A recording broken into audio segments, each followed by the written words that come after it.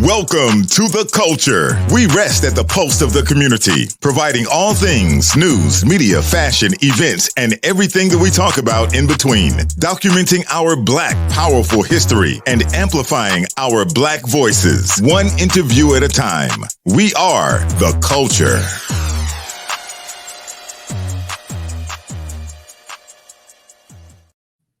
Hi, and welcome to another edition of The Culture. I'm your host, Jessica Garrett-Mykins, and I brought LaShannon back. She's back. It's part 2. We are unpacking all that happened in Arlington, Texas, with the Woman Evolve Conference. And for those of you who weren't able to join us last week, let's go ahead and let them see a recap of the wonderful things that happened.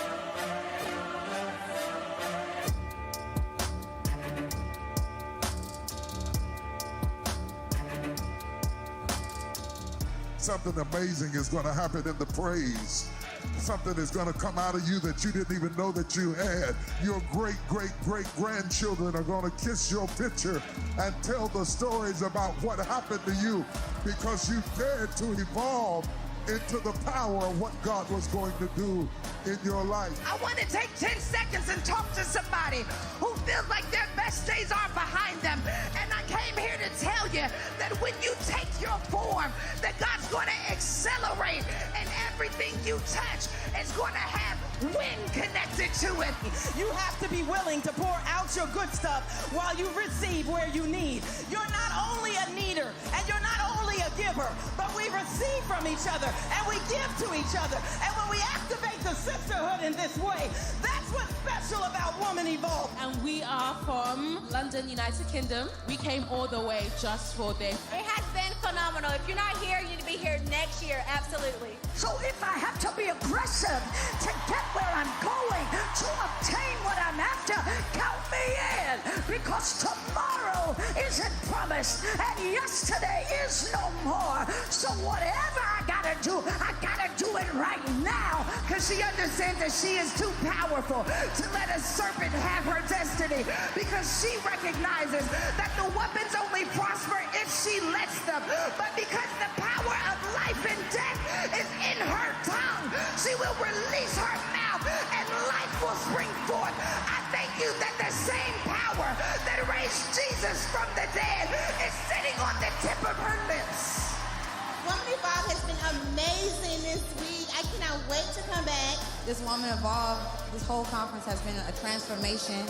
We are making a commitment that as you all are evolving, that we not only will create space for your evolution, but we are going to evolve with you. The anointing speaks for itself. Look at this room. Look around. Look at what's happening in this place and all over the world. It's happening through women. If you are a woman, shout unto God in this house. If we're going to change a generation, we're going to do it together. If we're going to send hell notice, we're going to do it together. If we're going to serve hell notice, then guess what, baby? I've got your back, and I'll make sure we have room for everything that's in you. It seems like it gets better every time we watch it. Yes. Yes. Goodness gracious. I just get chills. I keep the chills. I'm like, Lord, I am just exhausted. When I tell you, I cried almost every night. Mm-hmm. I just couldn't stop just because I knew that the Lord was speaking directly to me with many the wonderful things that he had being ministered through all of the speakers. And so last week we were able to cover what Woman Evolve, the history of Woman Evolve, and the beginning of the conference. And now we're going to go into that Thursday night session where Sarah Jakes Roberts took the stage and gave us a word from Esther 4:10 through 16, entitled "Take Your Form." Take your form. It really was a life-changing moment because it forced everyone's hand Mm-hmm. to evaluate yourself. What Yeah. are you doing? What are you doing? What are you supposed to be doing? Mm-hmm. Are you moving in that direction? Are you avoiding it? Mm-hmm. Get into Yeah. form. She said, if you're qualified for it, then it's yours. Mm-hmm. And if you're up against it, that means you're qualified for it. I think a lot of times, right, you and me, we have just, discussions about all of the moving parts that are a part of our lives. And it's like, it can feel overwhelming, but then it also is like God is giving it to you because he believes that you can do it and you can handle it. Mm-hmm. So I know that was a something that you needed to know. Mm-hmm. And to be reminded about that if it was given to you, that means that you can handle it. Mm-hmm. And another part about it was if you're in the fight and you're feeling the blows, then you're out of form. Because when the person cuts you off in the road, it is a distraction. It is not for you to take the next 15 minutes to yourself and ponder about, no, you did not try me like that. I can't even believe you. Oh, I know you're not looking at me. Oh, I know. That's I you're out wish of I form. would, right? Yeah, I wish a weapon would. Which is a hat. I got the hat. Yeah. Did you get the Me hat? too. I did. Yes, I I love wore it that hat. already. I wore it already. Yes, I love that. And it is reminding, and I think also, and I'm kind of skipping Sunday when Bishop Jakes was talking about the fact that it's so much. I don't even know if I should. Let me stop. Let me go back to Thursday because I don't want to get too far ahead of myself. Okay, back to Sarah.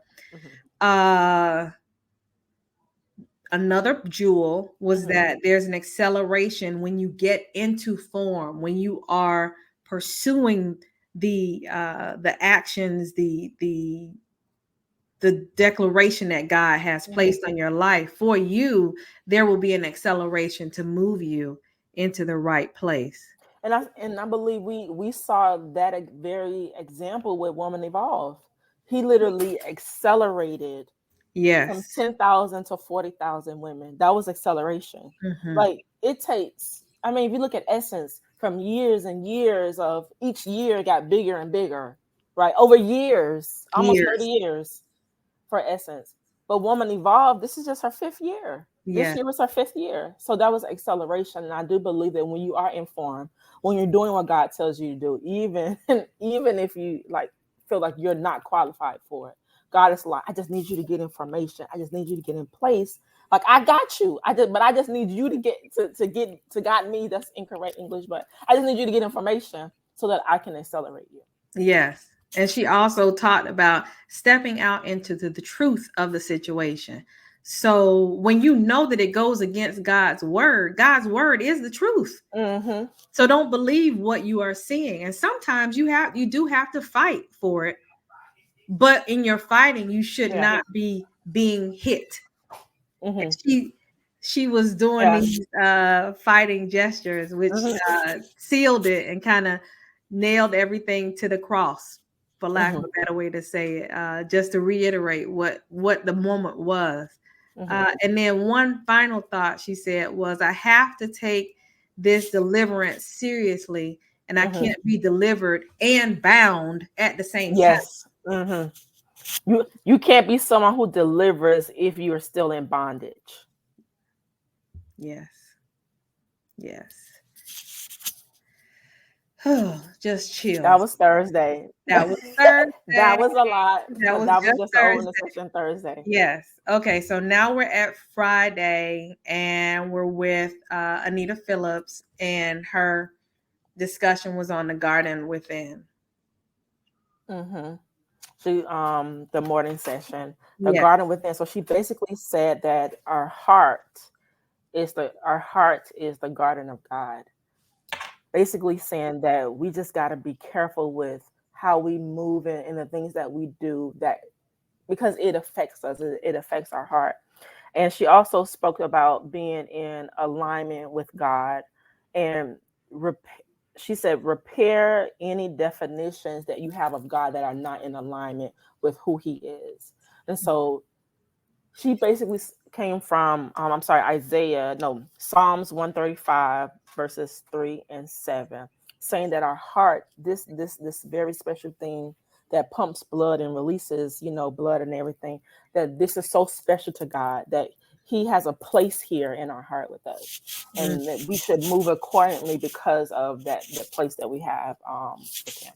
And she also spoke about cycles, and she said cycles are not curses but memories. So when we think about our past, we're like, you're really thinking about it being a memory of what you experienced, a memory of the trauma that you experienced.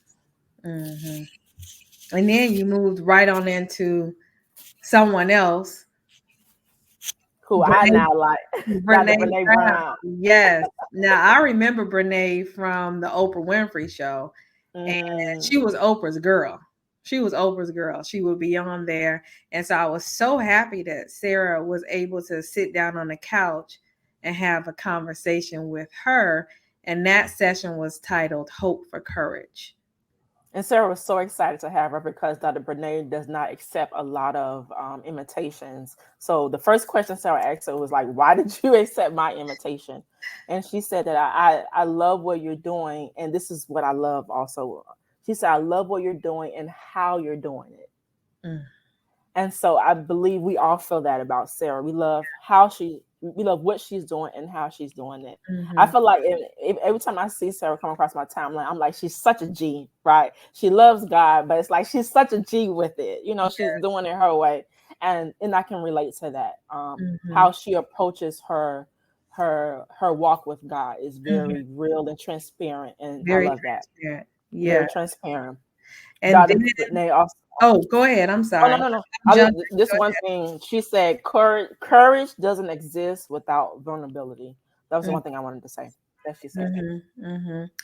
And then immediately after that was over, there was the Mind Your Business luncheon. Yes. Yay. Oh, man. We got the hook up for that one, which was nice to see you and your mommy. That was nice. I appreciate you sitting with me. Wait, before we go into it, tell everyone who's joining us today the name of the women who were being very transparent on the panel from Mind Your Business. Of course, it was facilitated by Sarah Jakes, and then tell them about your Delta sisters. Yes. So Melissa Butler from the Lit Bar, Arian Simone. Wait, did you see me roll my eyes? Did you see me roll my eyes? Oh, but okay. I'm not gonna be distracted. I'm not gonna be distracted because I'm a woman evolved. That's right. Go on with your pink and green shirt on. Go on and tell us. Okay, who else is on the panel? Oh gosh, I said Erin Simone from Fearless Fun and Latasha Gillespie from Amazon. Yes. And these women are God-fearing women, and I love the practicality of what they were doing by bringing all of themselves into every day of business. The one thing that I will tell you all was that Arian is going through a legal battle, and what she talked about was the fact that she did not bring God into the business until this I'm not going to say overwhelming because I don't want to speak on her behalf, but this huge court case came, and she realized that she wanted to bring God and usher him into her everyday practice at the job because she felt like there needed to be a separation until this point. And that she thought back and said that that was her bad. My Miami, it's a one-of-a-kind combination of bold, vibrant art that's made to be free, to go on stages, walls, or become them. It all leads me to a world filled with warm waters and extraordinary trails. This is when I'm at my best, when I'm embracing my art venturous side. This is my Miami. What's yours? So I enjoyed that part with Arian, and also Latasha. I know you really like what she said too, but the point she gave like a couple of examples, but the one point that was poignant for me was when she said that she basically needed to be herself in every situation. And there was a situation where she wasn't. And in the end, the person emailed her and said that she was loud and angry and kind of made her seem like she was this angry Black woman, which a lot of people feel like we are, but we're not. We're not all angry. We're passionate. I do know that. I can say that we're passionate.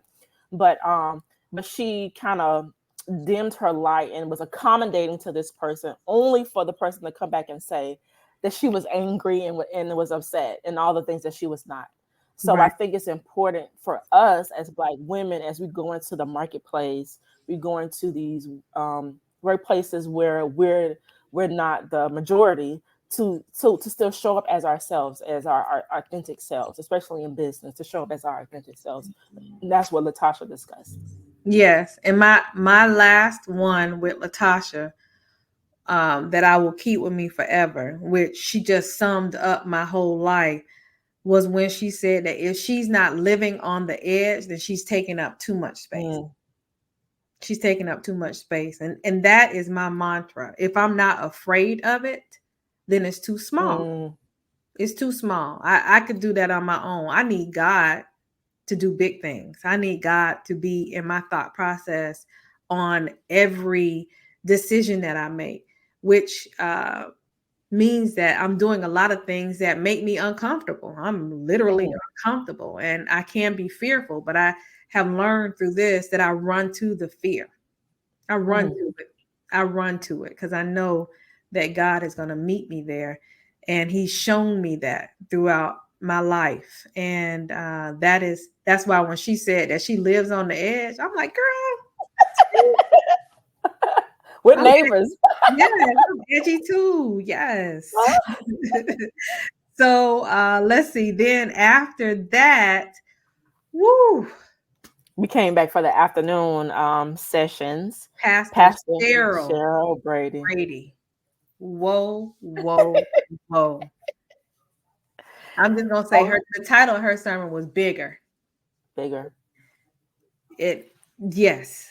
And I can admit that has been a challenge in my walk with God, believing God for bigger. And I'm not even sure why that's been a challenge. I don't know if it's because I don't believe that bigger is for me. Like I see God do bigger for other people, and I applaud and I celebrate it.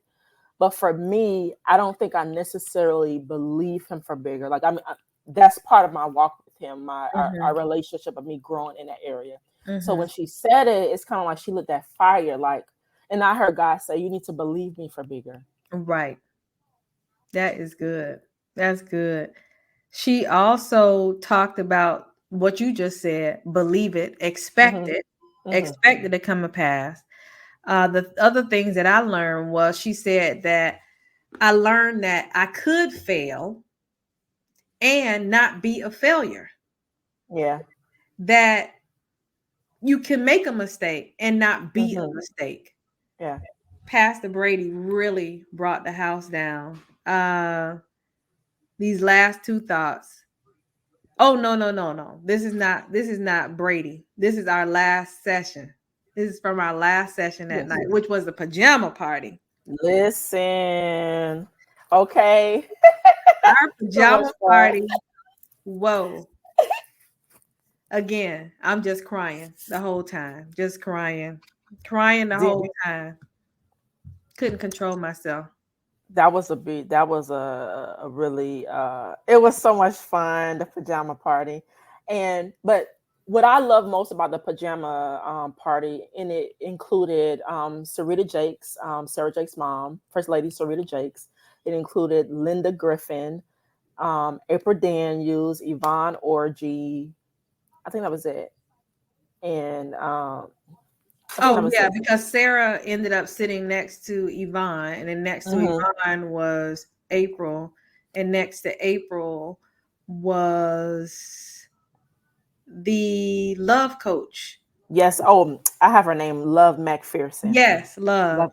Yes, Love, Linda, and then Sarita. So yes, that was it. And so the Mothers Board, which included First Lady Jakes, Linda Griffin, and I believe Love McPherson was a part of the Mothers Board too. She was trying to straddle the fence, but really she was over there. Maybe she was mother board adjacent. Yes, adjacent to the mother board. Adjacent. And then everybody else, April, Sarah, and Yvonne, who are part of Children's Church. Yeah. But we really received the intergenerational information, the wisdom from the older saints that young women we need. And so that's why it was really so powerful and it was fun. And what I really loved about it was that it spoke to not just the spirit man of who we are as believers, but our womanhood. And I think in this walk with God, we also need to navigate how to be women while we're following Christ. How do we love our husbands and spouses? How do we love ourselves? How do we love, how do we operate in the community? How do we show up? And so they gave us those tools as to how to show up. And then First Lady had her what kind of stick? Her pimp. You want to fill it in? Her pimp stick. Her pimp stick. And it was a play on words because the enemy had been attacking her during that fast. Mm-hmm. And I don't know the medical condition in which she was coming through a healing with that situation. But what I do know is that she said that the enemy was not going to break her body down to a point where she would not praise God, would not support her daughter and be there for her child to press through. And that word that she spoke over her daughter was so powerful to me. So powerful to me. What did she say? Because I know they really hit you. Wait, let me just keep talking about this pimp. Because what she was saying was, my pimp, I'm pimping the devil. You think you're gonna pimp me? No, you're not. What you're not gonna do is stop me. Today.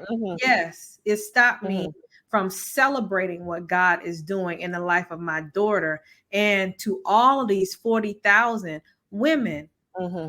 That's so it was really a weapon. Her pimp stick was really a weapon. Yes. And then she took it and did like this. I'm doing like this in the devil's face. Yeah.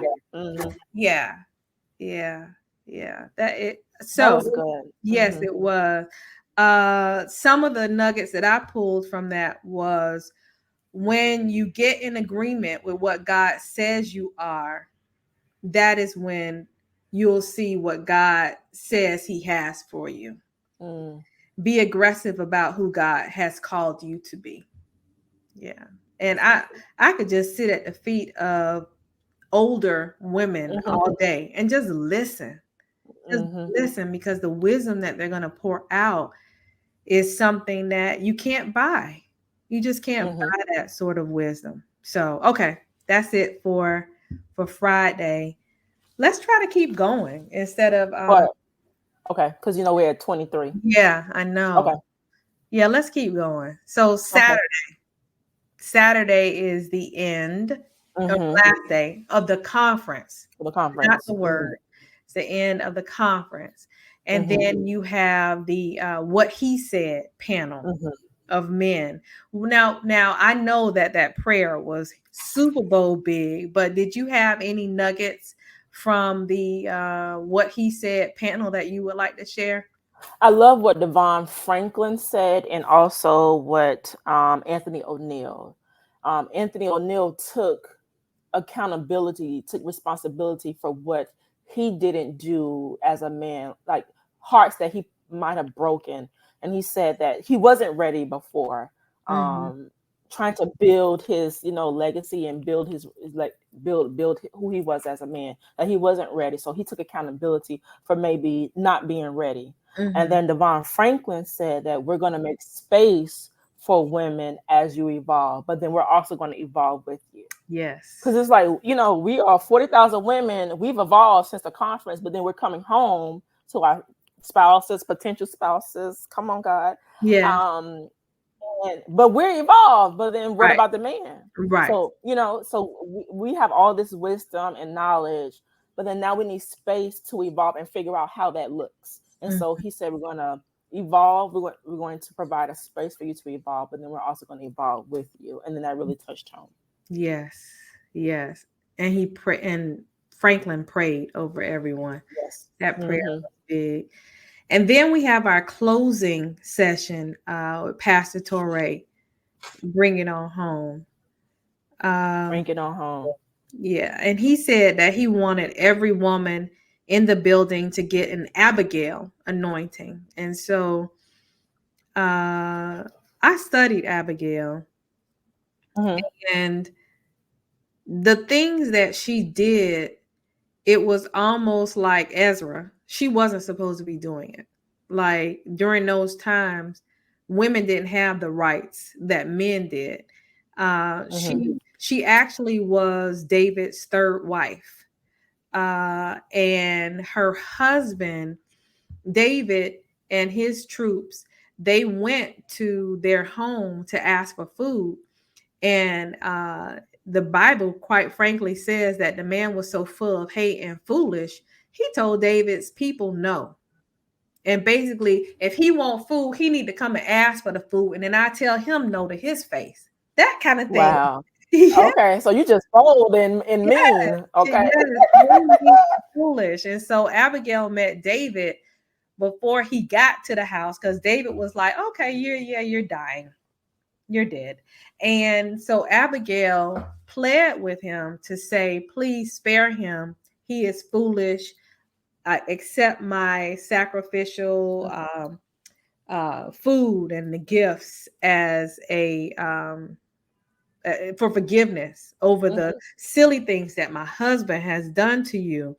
And then it goes into the fact that when someone does something against you, don't seek revenge. Allow God to seek revenge on your behalf. And so David then told her, I'll receive what you're giving me.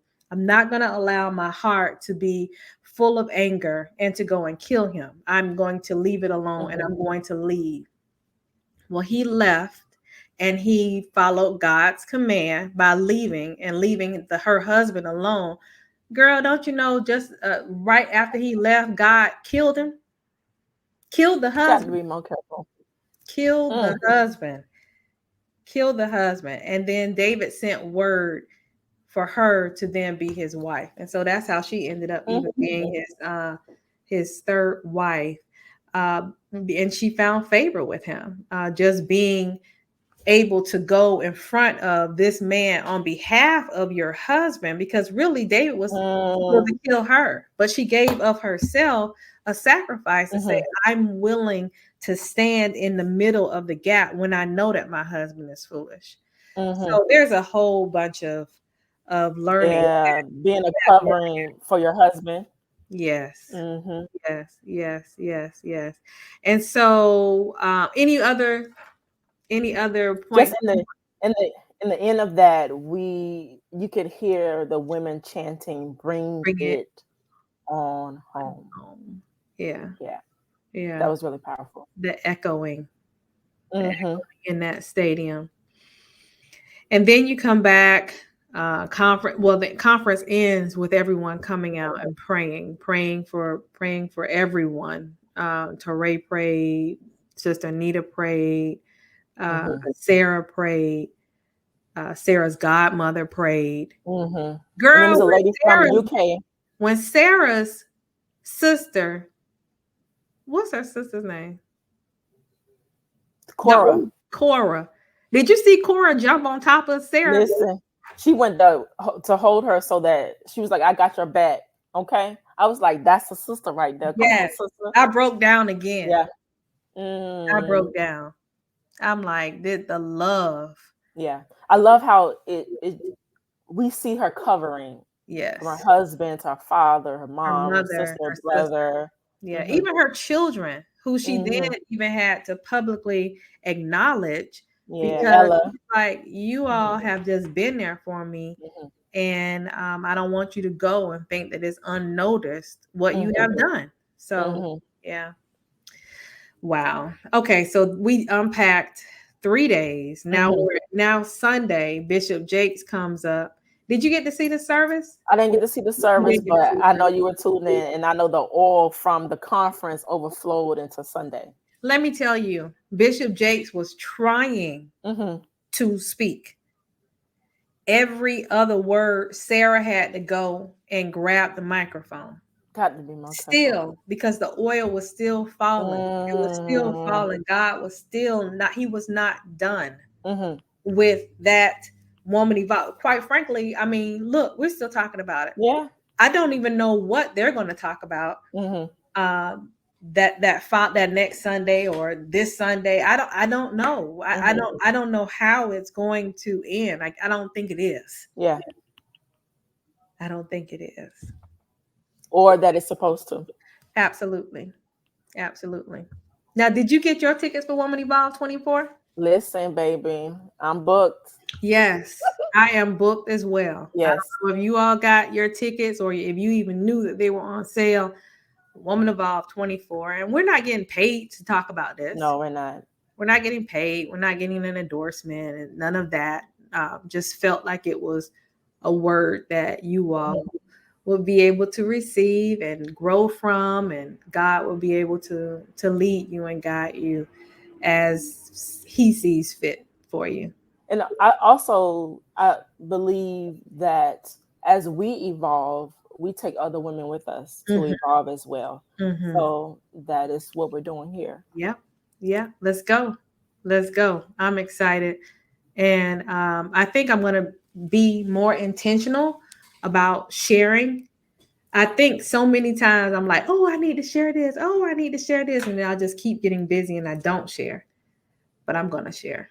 But I want to say this to you, Jessica. I felt like you do share and you pour into people in your circle, like you do. Like you said, you have bought other passes for other women.